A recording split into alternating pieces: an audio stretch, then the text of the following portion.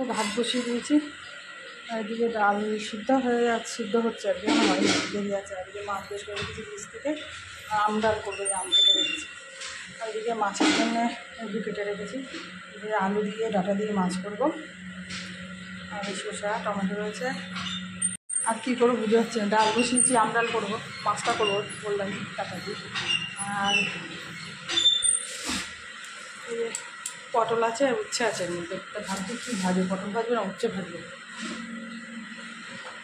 আর এদিকে পাঁপড় বের করে রেখেছি, পাঁপড়গুলো ভাজবো। পাঁপড়গুলো দিতে এত ভালো কী বলবো, 4টে আছে, আর ভেজে রাখি, চাটনিও রয়েছে দিকে। তো চলো পরে আসবো, এখন বাজে কটা জানি, 8:10, আমি পরে আসছি। তো দেখো উচ্ছে আলু ভাজি রান্না হয়ে গেছে, এটা ভাজা হলেই হয়ে যাবে। আর দেখো চলো পাঁপড় ভেজে রেখেছি, শসা কেটে রেখেছি, ডাল, আম ডাল, আর এই মাছের তরকারি করেছি। কেমন গরমে আর আমার পেট ভালো না, রাত্রিরে 2বার গেছি, আর সকাল থেকে 3বার গেছি, 5বার, 3বার না 4বার গেছি, 7বার পায়খানা যাওয়া হয়, পটিতে যাওয়া হয়ে গেছে। মানে পেট এত গরম হয়ে গেছে, প্রচুর ফ্রিজের জল খেয়েছি না, তারপরে খিচুড়ি খেয়েছিলাম সেদিনকে, কালকে আর কি, কালকে না বসে খিচুড়ি খেয়েছি, তার জন্য পেটটা আরও বেশি গরম হয়ে গেছে। অনেকবার গেছি গো, অনেকবারই যাচ্ছি আসতে। তা চলো এই জন্য হালকাই করেছি, ডাটা দিয়ে আলু দিয়ে বেশ পাতলা হালকা ঝোল করেছি। 9:27 বাজে, মানে 9:30 বাজে, ভেজেই যাবে, 3 মিনিট বাকি আছে। আমার রান্না হয়ে গেছে, রান্না করে রান্নাঘর মুছে আসলাম, দেখতে পাচ্ছি এখনো ভেজা, পরিষ্কার করে আসলাম। এখন স্নান করবো, তারপরে ঠাকুর দেবো। চলো, আর প্রচণ্ড রৌদ্র, হাওয়াও দিচ্ছে, তার সাথে প্রচণ্ড কষ্ট হচ্ছে, আর শরীরটা প্রচণ্ড দুর্বল লাগছে। কোথায় গেছিলাম বন্ধুরা? এখন বাজে হলো 12:55, আর স্নান করে এসে নিয়ে মাথা ঘষেছি আজকে, জানোই তো বেরোবো একটু। আর ওই যে ব্যাগটা চেঞ্জ করেছি, ওই ব্যাগটাই নিয়েছি, ওই ব্যাগটাই হচ্ছিল না, চেনটা না কেটে গেছে। দেখো এই চেনটা নতুন নিয়েছি, নতুন পরলাম আজকে, পুরো নতুনই, লকেটটাও চেনটাও। আর এই কানেরটা করলাম, এটাই পরে যাবো, আর ইয়ে কানের করবো না, এটাই পরে যাবো। তো চলো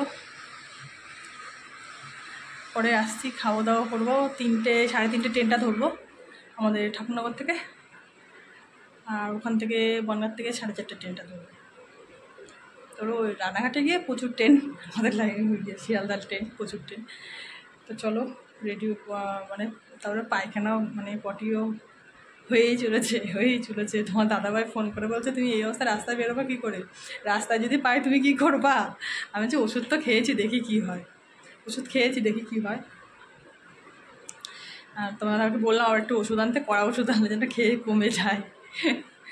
যাই হোক চলো, মাথাটা আঁচড়ালাম, সিঁদুরও করিনি, দেখেছি মুখে পুরো যেন আজকে কী হয়েছে, শরীর পুরো টানছে, সাদা শীতকালে যেরকম হয়, মানে সাদা হয়ে যায়, ক্রিম না মাখলে সেরকম পুরো।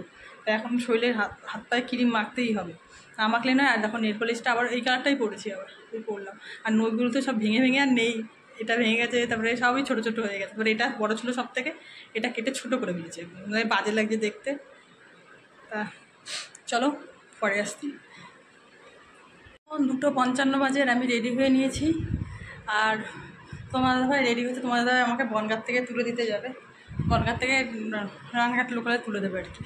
তাই বলছে চলো আমি যখন 2টোয় আসছি, চলো তোমাকে তুলেই দিয়েছি বনগাঁ থেকে, বলছে ব্যাগটা নিয়ে তোমার কষ্ট হয়ে যাবে, যতটা দিয়ে আসা যায়। তা দেখো এই চেনটা পরেছি, এটা নতুন, তো দেখালাম তো আগে, মানে বলেছি, খেয়াল নেই।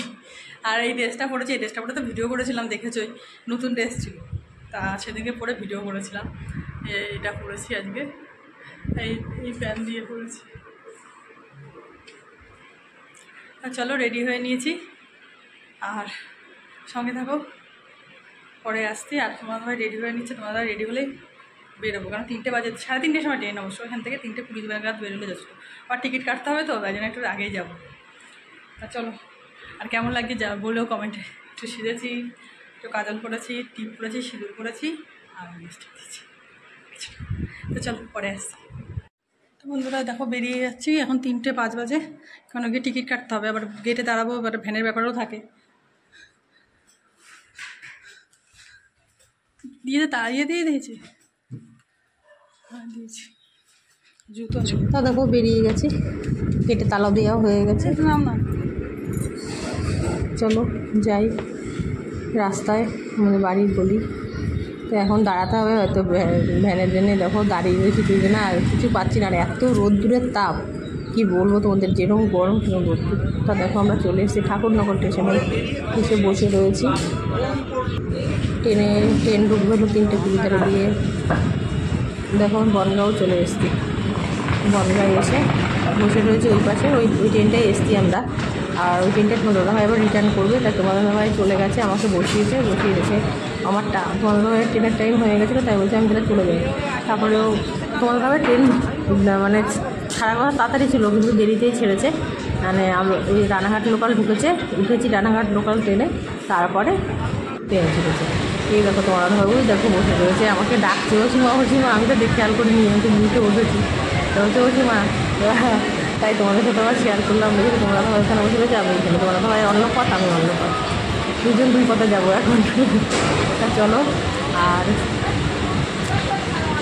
আবার মানে তোমার টাকা করে দিল, যাও সাবধানে বললো। তারপরে তোমার দাদাভাই ট্রেনটাও ছেড়ে দিল, তোমার শেয়ার করবো, সেটাই তোকে ছেড়ে দিল তোমার দাদাভাই ট্রেন।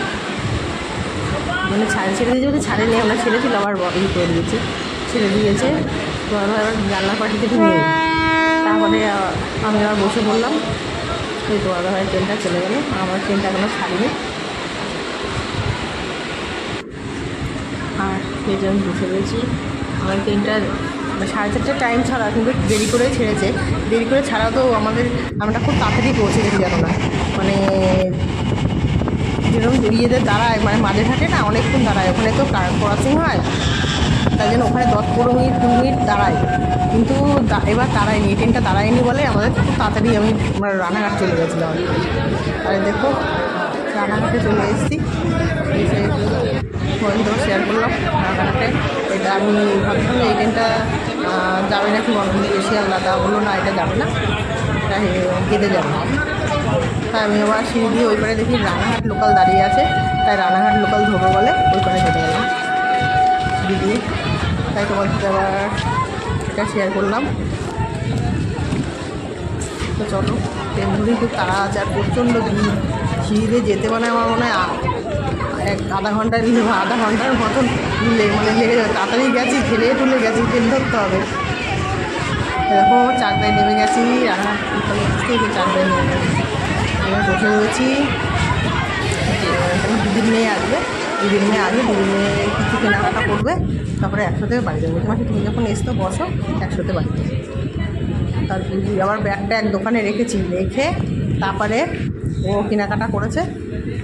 তারপরে ওই দেখো আমি এখন আমাকে ফোন করলো, স্টেশনে বসেছিলাম, তো ওকে ফোন করলো, বললো মাসি এইবার এইদিকে চলে আসো, যেখান থেকে ভ্যানে উঠি সেখানে চলে আসো। তা ওখানে গেলাম, তা যাওয়ার পরে ওকে খুঁজে পাচ্ছি না, কোথায় কি। আমি তো অনেকটা এগিয়ে গেছিলাম, আমি জানো না, এই আমাদের চাকদা বাস স্ট্যান্ডে ওখানে চলে গেছিলাম। তারপরে ও ফোন করেছে, বলছে মাসি তুই কোথায়? আমি বলছি আমি তো এখানে দাঁড়িয়ে রয়েছি বাস স্ট্যান্ডের ওখানে। বলছে তুমি এদিকে আসো, অত দূর গেছো কেন? তারপরে আমি তুই তো বললি ভ্যান যেখানে ভ্যান ওঠে সেখানে, বলছে না এদিকে আসো।